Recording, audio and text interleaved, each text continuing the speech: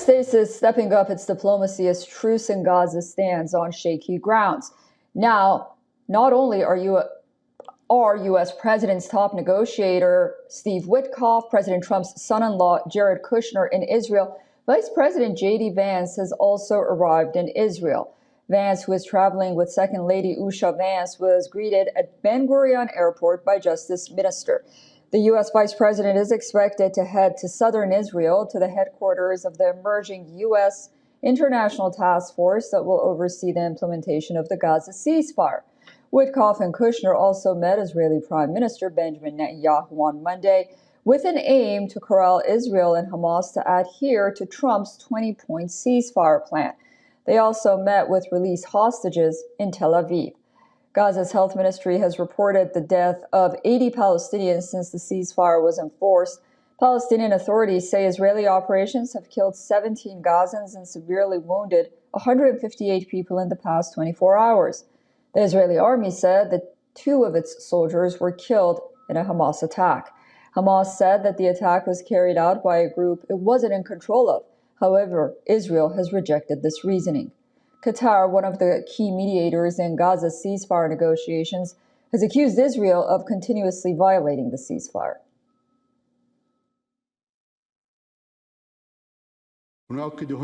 We reiterate our condemnation of all Israeli violations and practices in Palestine, particularly the transformation of the Gaza Strip, an area unfit for human life, and the continued violation of the ceasefire, the expansion of settlements in the West Bank, and the attempts to Judaize the Holy Al-Aqsa Mosque, while also affirming that the Gaza Strip is an integral part of the Palestinian territories of the unified Palestinian state.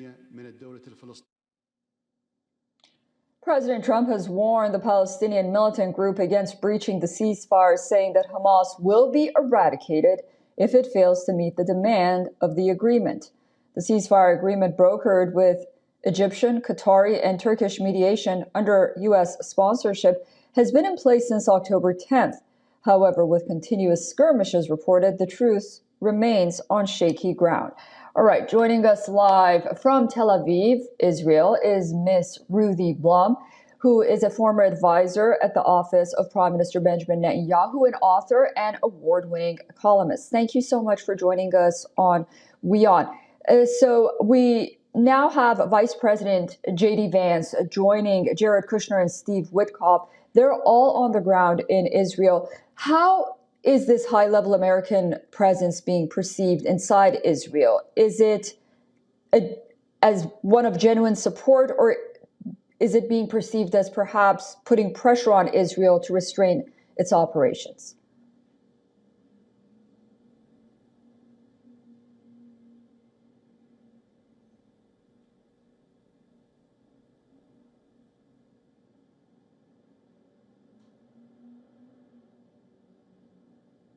Okay, I think we had some technical difficulties. Ms. Blum, I'm going to ask the question again. Vice President J.D. Vance, Jared Kushner, and Steve Witkoff are all in Israel.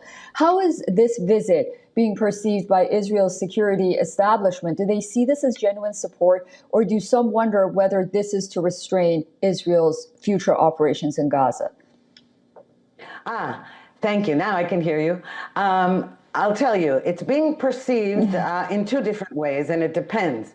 The Israeli opposition is gleefully perceiving it as a rift between Washington and Jerusalem. The supporters of the government and the government itself are seeing it as a reinforcement of the deal, not punishment for Israel. But it is true, we know that the Trump administration wants to get moving with this deal, but realizes that it can't do so if even the first phase isn't being honored by Hamas. Right. And given the latest reports of renewed clashes and accusations from both sides, do you believe that this ceasefire will realistically hold? I know you alluded to Hamas violating it already in the first phase, but do you think Israel is already preparing for a possible renewal of fighting with Hamas?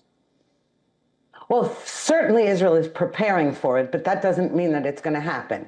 What could happen is that it'll be something along the lines of what's happening in Lebanon with Hezbollah, which is to say that there is a ceasefire and it's holding, and I maybe should say that in quotation marks, but every movement of Hezbollah in Lebanon, such as tunnels, weapons transfers, terrorist movements, Israel fires.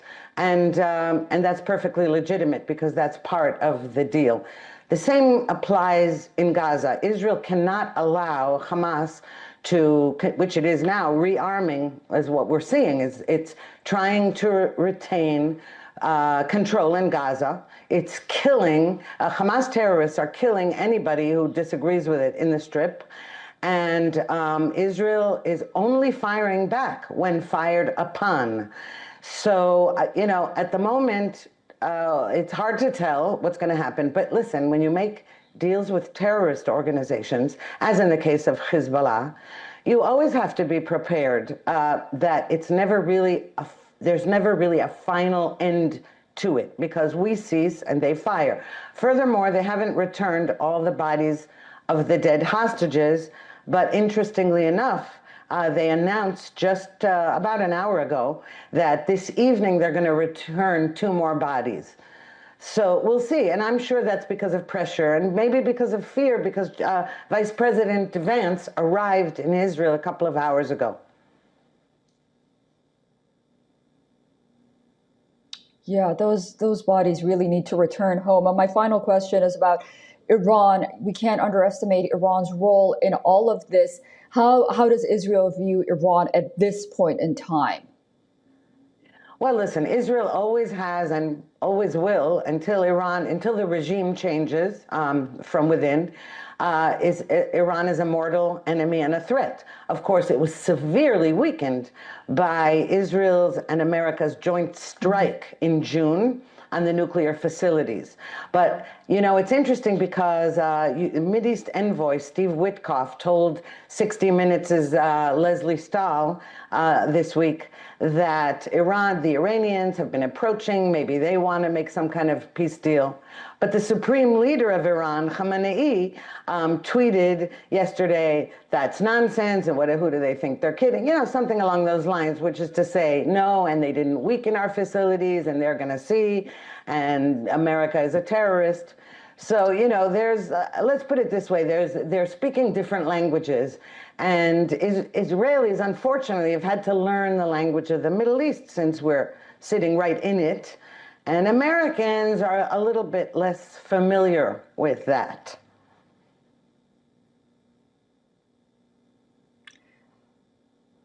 Thank you so much, Ruthie Blum, for joining us on WION. I look forward to speaking to you again very soon as we watch these latest developments happen. Thank you so much. As a matter of fact, Vance, Vice President J.D. Vance, is going to deliver a statement soon. It's not clear exactly at what time, and it'll be interesting to see what he has to say.